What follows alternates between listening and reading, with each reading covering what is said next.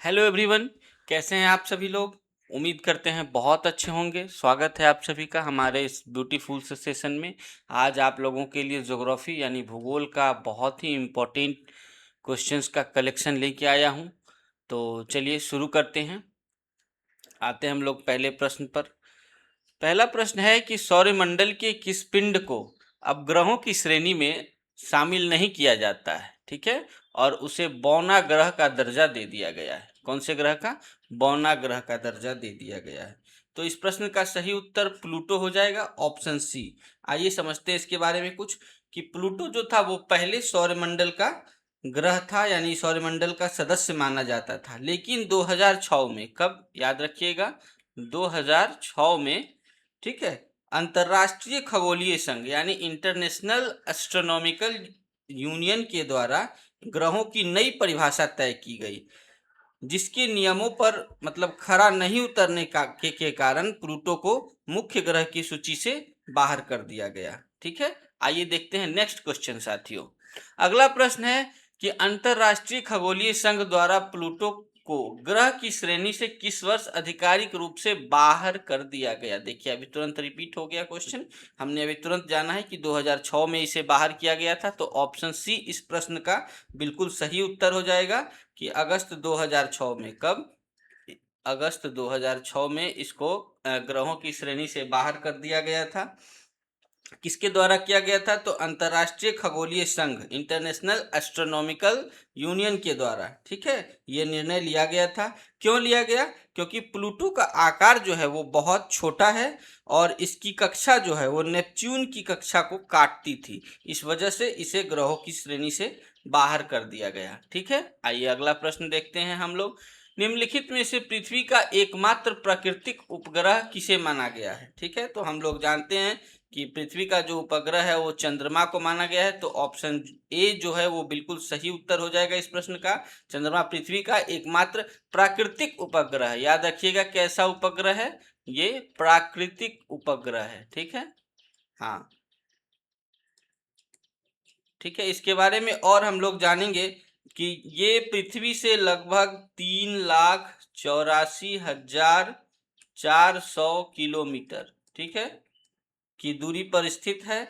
जबकि फोर्ब्स और डिमोस नाम की दो मतलब कि उपग्रह है, वो मंगल ग्रह के उपग्रह है। ठीक है, और टाइटन जो है वो शनि ग्रह का उपग्रह है। आप लोग याद रखिएगा, आप परीक्षा में पूछा जा सकता है संभवतः। ठीक है, आइए अगला प्रश्न देखते हैं। अगला प्रश्न है कि हमारे सौर मंडल का सबसे बड़ा ग्रह कौन सा है जिसे गैस दानव भी कहा जाता है, या गैसीय दानव कहीं कहीं पर आपको लिखा हुआ मिलेगा। तो इसका जो सही उत्तर है वो बृहस्पति हो जाएगा। ऑप्शन बी बिल्कुल सही उत्तर होगा। बृहस्पति सौरमंडल का सबसे विशाल ग्रह है। यह मुख्य रूप से हाइड्रोजन और हीलियम से बना है। किस किस से बना है? Hydrogen and helium. ठीक है, हाँ, हीलियम, हाइड्रोजन और हीलियम से बना है। ठीक है, और इसका जो द्रव्यमान है वो बाकी सभी ग्रहों के कुल द्रव्यमान से भी दोगुना है। यानी कि इसके अलावा जो भी ग्रह बच जाते हैं उनके कुल द्रव्यमान को हम लोग जोड़ दें उसका दोगुने के लगभग बराबर है। तो आप अंदाजा लगा सकते हैं कि ये कितना बड़ा ग्रह है। ठीक है, अगला प्रश्न देखते हैं हम लोग। किस ग्रह को उसकी अनूठी लाल रंग के कारण लाल ग्रह के नाम से जाना जाता है? तो लाल ग्रह के नाम से साथियों मंगल को जाना जाता है। ऑप्शन सी जो है वो इस प्रश्न का बिल्कुल सही उत्तर हो जाएगा। ठीक है, मंगल की सतह पर प्रचुर मात्रा में आयरन ऑक्साइड पाया जाता है। कौन सा ऑक्साइड पाया जाता है? Iron oxide. ठीक है, हाँ, आयरन का सूत्र Fe होता है, फेरस उसका रासायनिक नाम है, इस वजह से Fe लिखते हैं। ठीक है, तो लाल ग्रह मतलब फेरस ऑक्साइड के कारण ही उसका रंग लाल दिखाई पड़ता है। जो लोहे के जंग आप लोग देखे होंगे, समझते होंगे, जब आयरन रस्ट हो जाता है, लोहा में जंग लग जाता है तो वो लाल दिखाई देता है। इसी वजह से मंगल ग्रह भी लाल दिखाई देता है। आइए देखते हैं अगला प्रश्न। अगला प्रश्न है कि सौरमंडल के किन दो ग्रहों की कक्षाओं के बीच क्षुद्र ग्रह बेल्ट यानी कि एस्टेरॉइड बेल्ट पाया जाता है? ठीक है, हाँ, कभी कभी हिंदी में सीधे सीधे आपको देवनागरी लिपि में एस्टेरॉइड बेल्ट लिख दिया जाएगा, तो कंफ्यूज नहीं होना है। इसलिए जो भी अन्य नाम अंग्रेजी में होते हैं वो मैं हमेशा क्वेश्चन में इस्तेमाल करता हूँ। ठीक है, हाँ, तो सौरमंडल के किन दो ग्रहों के बीच मतलब क्षुद्र ग्रह पाए जाते हैं, तो इसका जो सही उत्तर है वो मंगल और बृहस्पति हो जाएगा। ठीक है, मंगल और बृहस्पति, ऑप्शन सी बिल्कुल सही उत्तर होगा इसका। इनके बीच मतलब बड़ा घेरा रहता है। ठीक है, एक तरह से इस तरह का मतलब बड़ा सा घेरा रहता है।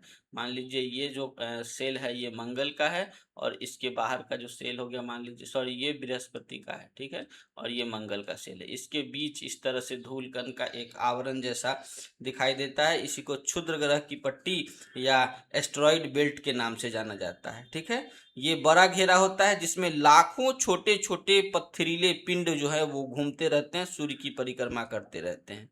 ठीक है, अगला प्रश्न हम लोग देखते हैं। अगला प्रश्न है कि सौरमंडल का सबसे चमकीला और सबसे गर्म ग्रह कौन सा है, जिसे पृथ्वी की जुड़वा बहन भी कहा जाता है। साथियों, एक तरह से आप देखिए तो क्वेश्चन में ही आपको हिंट दिया गया है।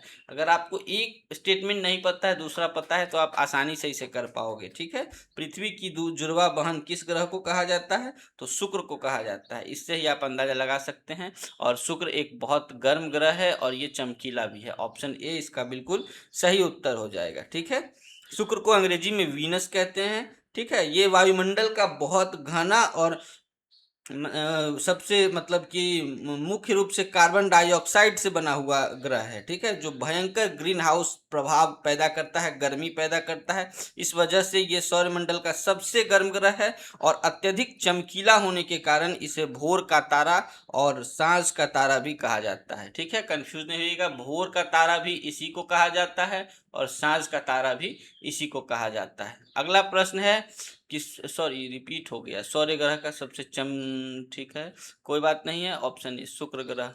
अगला देखते हैं हम लोग। आकार के मामले में हमारी पृथ्वी सौरमंडल के ग्रहों में किस स्थान पर आती है। ठीक है, आकार के मामले में हमारी पृथ्वी जो है वो सौरमंडल के किस स्थान पर आती है। तो आप देख सकते हैं इसमें सौरमंडल के मतलब 9 जो ग्रह हैं उसमें ये किस स्थान पे आता है, तो ये 5वां स्थान पर आता है हमारी पृथ्वी। ठीक है, सूर्य से जो दूरी के हिसाब से पृथ्वी जो है वो तीसरे नंबर पर आता है। लेकिन जब बात आकार की आती है तो ये 4 विशाल गैसीय ग्रहों यानी बृहस्पति, शनि और यूरेनस के बाद 5वीं सबसे बड़ी आकाशीय पिंड है। ठीक है,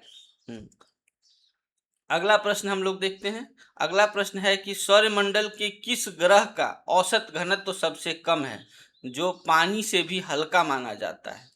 ठीक है, पानी से भी हल्का, तो ये शनि है। शनि जो है यह एक तरह का गैसीय पिंड है, और इसका घनत्व तो सबसे कम होता है। ठीक है, ये सौरमंडल में इसका घनत्व जो है एक मैं बताता चलूँ, 0.69%, सॉरी ग्राम पर सेंटीमीटर, ये इसका घनत्व है क्यूब।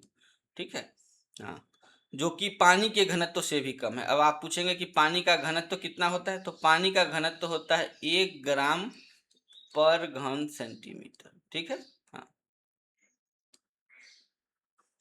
इसका मतलब है कि यदि शनि को पानी में मतलब पानी के किसी विशाल पुल पर यानी पानी में रखा जाए तो ये पानी में डूब जाएगा। ठीक है, सॉरी डूबेगा नहीं बल्कि तैरेगा। ठीक है, हाँ, और मतलब ये जो है क्वेश्चन ये आपके अभ्यास को बिल्कुल सटीक बनाएगा। ठीक है, और आपके आने वाले परीक्षा में बहुत मदद करेगा। धन्यवाद, मिलते हैं अगले सेशन में।